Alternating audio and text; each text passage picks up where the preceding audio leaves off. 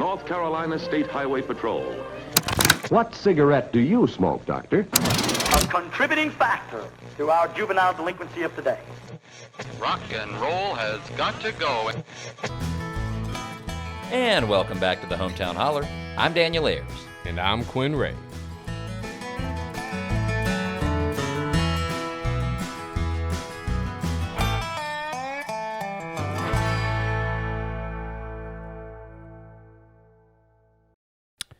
Well, hey, man. You know what I find hilarious? Hilarious. Yeah. Last year, people come up asking us, how are y'all going to do a season 2? The election's over.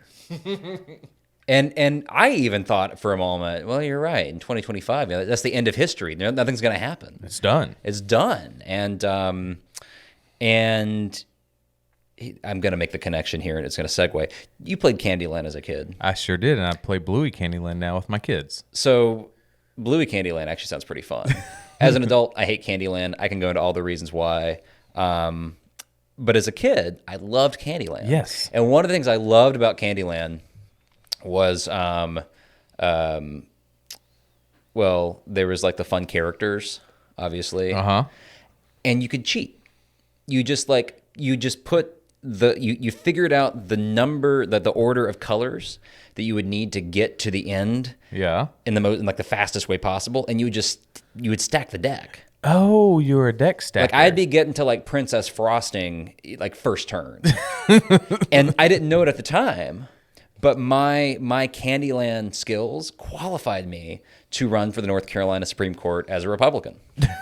That's right. How was that for a segue? I like that, Daniel. That was really good. Well, plenty more where that came from on the Hometown Holler podcast season 2. Welcome back, everybody. Welcome. We are back. I don't think we thought the season was going to start quite this way. No, we definitely did not. Grab your coffee, folks, or popcorn, whatever you're... It's dry January for those of you who are still doing it. That's right. If you haven't bailed yet, because we are diving into a sordid, sorry tale. The tale of Republican judicial candidate Jefferson Griffin and his election protest. Spoiler alert, he's trying to toss out 60,000 valid ballots. Valid.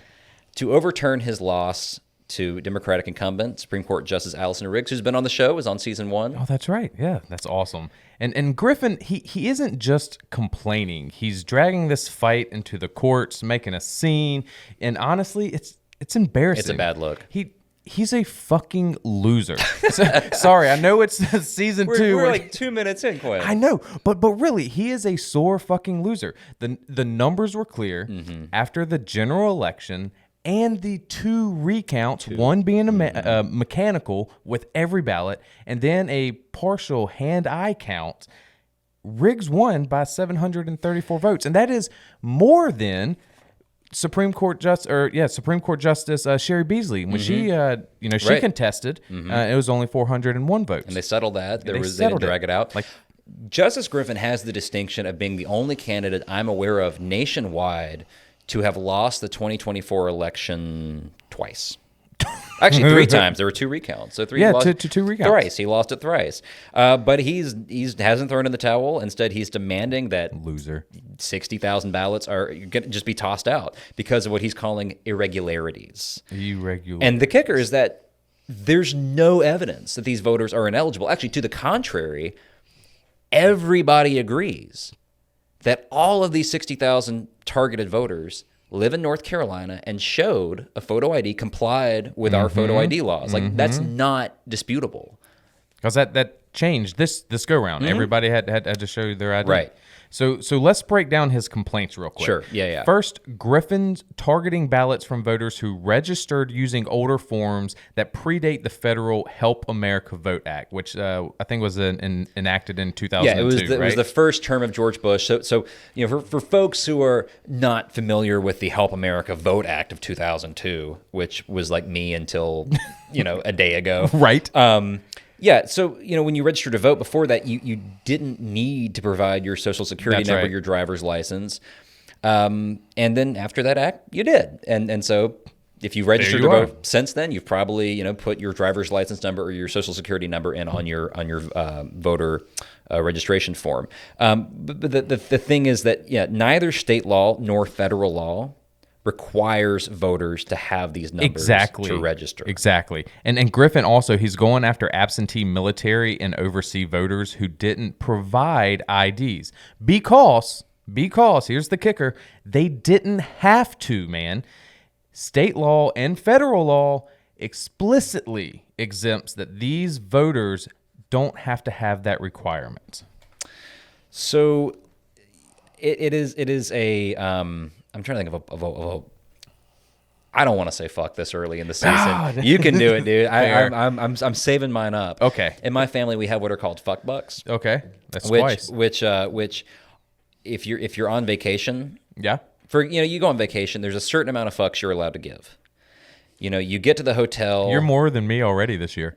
I guess you're right. It was totally inadvertent. It's like the Blues Brothers did when it's like, well, anyway, you get a certain amount of fucks you're allowed to give, and you show up and the Airbnb isn't clean to your specifications or whatever, so you bitch about it and you get a fuck buck. That you spend it, and at a certain point you're out. Man, you're out of fuck bucks, and so you cannot complain for the rest of the vacation because you spent them all, and so you're incentivized to save and not complain. Because we all want to complain. Because if you waste all your fuck bucks on the tiny things, when your flight gets canceled and you sit on the tarmac for 3 hours, as happened to me recently, you can't complain because you're out of fucks. Well, this is a situation where let's cash them all in. Maybe we do need to go big on this. And with that, let's not forget about the kids of overseas voters. So if you're a military kid or a missionary, right? You've lived Peace abroad, Corps. Peace Corps, right? Yeah.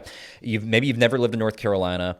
Justice Griffin doesn't think you should be allowed to vote, even though state law says you can. Man, it's 0 for 3. It's there, 0 for 3. It's a terrible legal argument. Yeah, well, absolutely, and it's the same voter suppression playbook the Republican Party, the GOP tried before the 2024 elections. Those arguments failed then. They are going to fail now, and they failed at every level. The State Board of Elections, the Federal District Court, and the Federal Appellate Court. They said the theory that Griffin is trying to argue is not right. Yeah, so this has been pretty thoroughly rejected. Griffin took his complaint to the State Board of Elections. They dismissed it. He filed directly with the state Supreme Court, which has a 5-2 Republican majority, to block the Board of Elections from certifying his loss.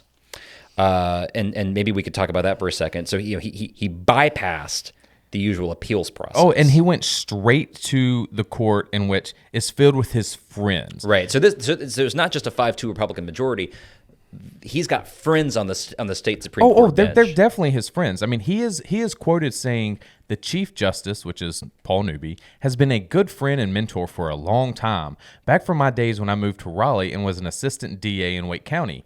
Even goes to say he also shared 2 years on the Court of Appeals with Justice Richard Diaz, and said he already had good relationships with Justices Trey Allen and Tamara Behringer and Phil Berger Jr., who he highlighted as sharing his background working previously as prosecutors. But this is the big one that I like. Going to be that guy real quick, just because I'm sure Richard Dietz is listening. We have it is Dietz. To my understanding, every single one of the members of the North Carolina Supreme Court listens to the Hometown Holler. So Richard Dietz, if you're listening, we do your name as Dietz. I was getting excited, and I'm not going to give a fuck buck for that one. That's okay. But it's important to get the Dietz. You're right. Starting season 2 off with a bang. All right. But what I found actually really interesting, if you check out the campaign finance reports, it shows the spouses of at least 3 of the justices, including Newby's wife. They donated over $12,000 to Griffin's most recent or previous campaigns. Well, let's just say that is not a problem. Nope, you're allowed to do it. You're allowed to do it. People do that all the time. You find a candidate you like, you give them money. But now they're going to pick who they want exactly on their board, and that's just not how it works. You spent $12,000 to support this candidate, and now you have the power to decide whether or not this candidate wins? Yes, that seems like a giant conflict of interest. Definition of a conflict of interest. Yes. So the timeline. That's the thing that I think is most important to establish. Maybe the facts of the case. So we have an election November 5th. Yep. It's the closest race statewide by far. Oh yeah, early in the night and most of the night, honestly. Riggs was down. Riggs was down, and I was like, this shit sucks. Yeah. Then in the days following, she appears to have won by a slim margin. It comes out to 734 votes out of over 5 million cast. Well, and actually, those votes, that 734 number, wasn't until after the recount where she gained more votes. Right, that's right. Because I remember at one point she was ahead by like 30 votes, yes, or 60 votes. Because they did all these curing of ballots to make sure, and then they did the mechanical recount, gained her some votes, and then the hand-eye recount didn't show any. Because when they do the hand-eye recount, they just pick. It's called a partial hand-eye recount. They just pick a couple counties across the state to do this. And if they see any irregularities in that hand-eye recount, then everybody's gonna have to do it. Right. But they didn't find any irregularities. Yeah. So Griffin in late November 2024, so a couple weeks out from the election, Judge Griffin, he challenges the validity of more than 60,000 votes, primarily arguing, like we said, that these ballots had incomplete registration paperwork and they should be discarded on that basis. This includes votes from, like we said, folks with driver's license numbers or social security numbers that were missing from state databases. Folks, clerical errors happen all the time. Well, and what I find interesting is that we jump from, let's say that you submit your voter registration form and somebody puts in the wrong number. There are so many exit ramps before we say we're throwing your vote out. Right, and it's not even just the clerical errors, right? It's also the people that didn't have to freaking do it, like my dad, your dad. People, there's so many they've people been voting for years that registered before 2002. Right, and so wait, people were voting before 2002. I'm pretty sure they did, but this argument had to go to the state board of elections first, right? And they laughed it out of the room. Well, I mean, kinda. I think there was multiple votes. The majority laughed it out of the room. 3-2. Yeah, 3-2 along party lines. And then Griffin asked the state Supreme Court to intervene. Justice Riggs, I think it's interesting. She recused herself from the case. I get why she did that. You get why she did that. You don't want to be a presiding judge over a case that involves you. I don't know. I mean, again, I'm not a jurist. I'm not a legal expert.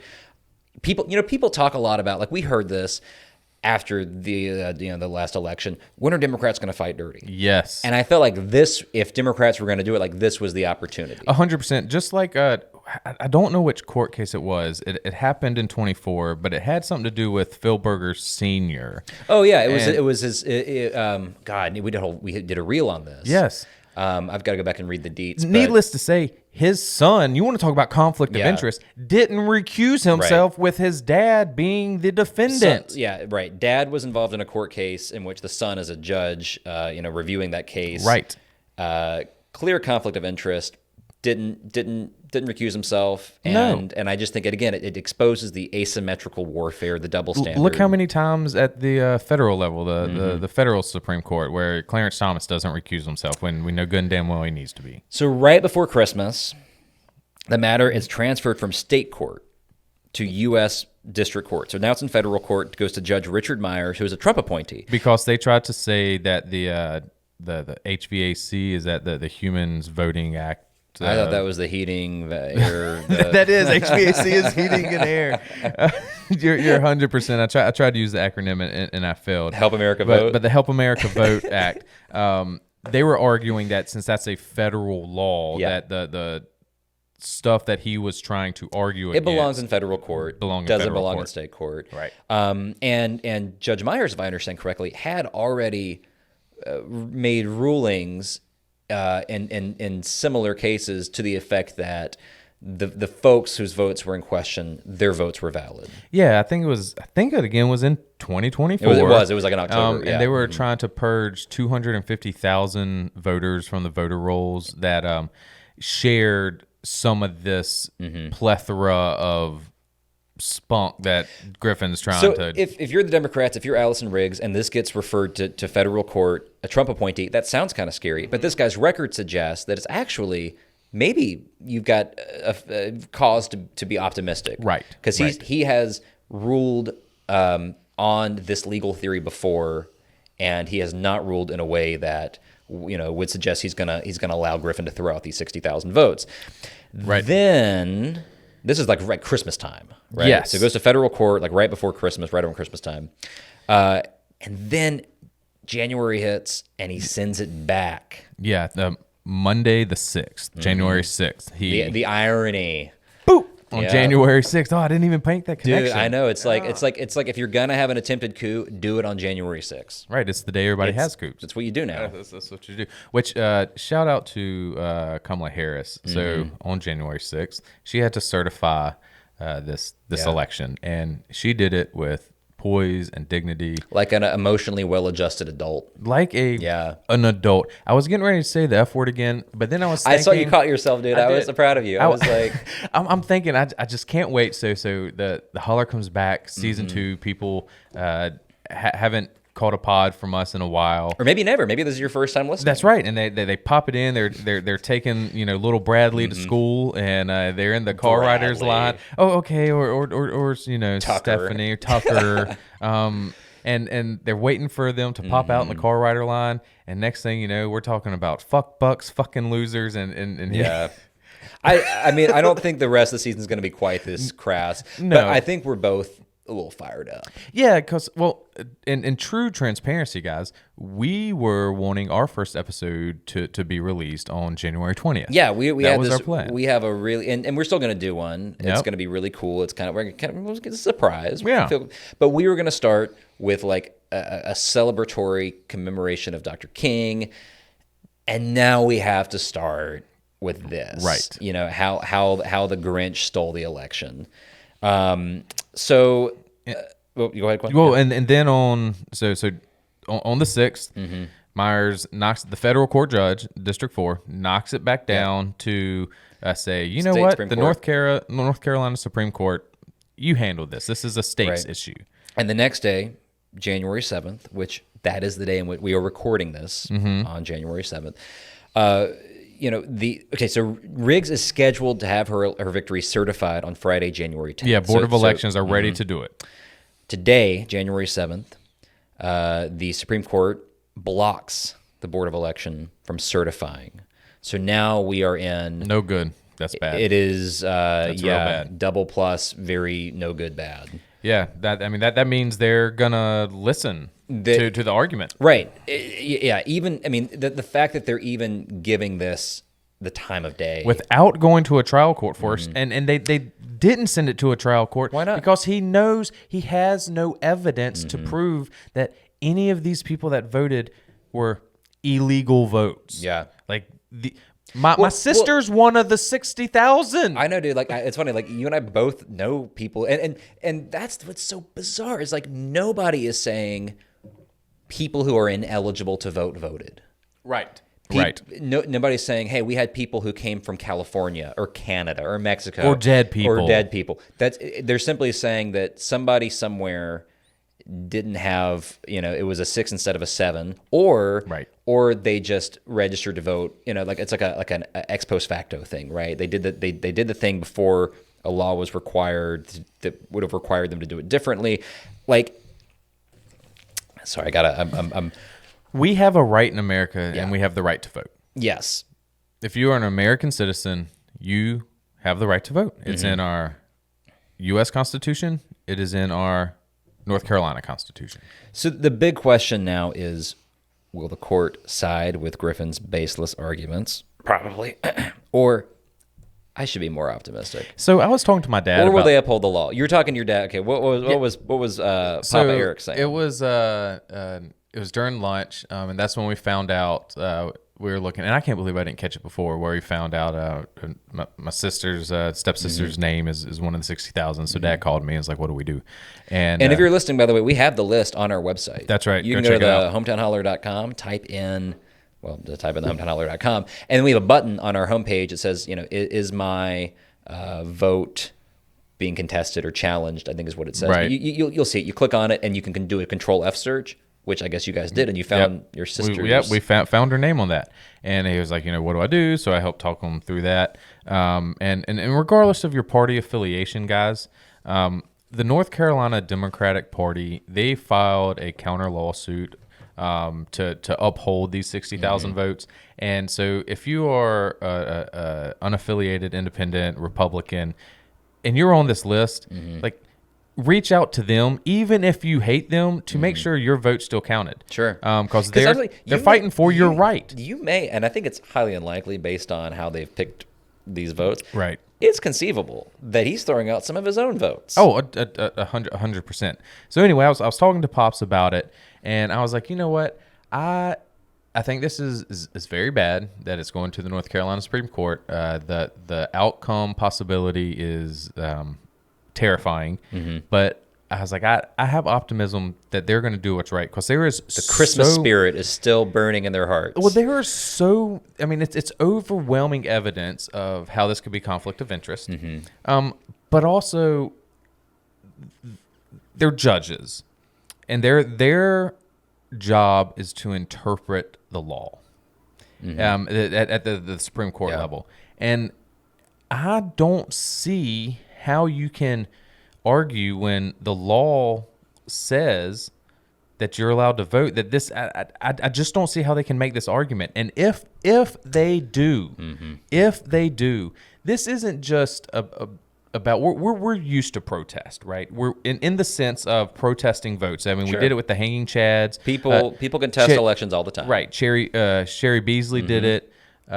It happens. Yeah, it's a normal part of our democracy. You're allowed to do it. But what this is unprecedented, because this isn't challenging the election. This is challenging democracy. This is challenging, like, the game has already been played, and let's change the rules after the game to make it fit. So, I missed a 40-yard field goal.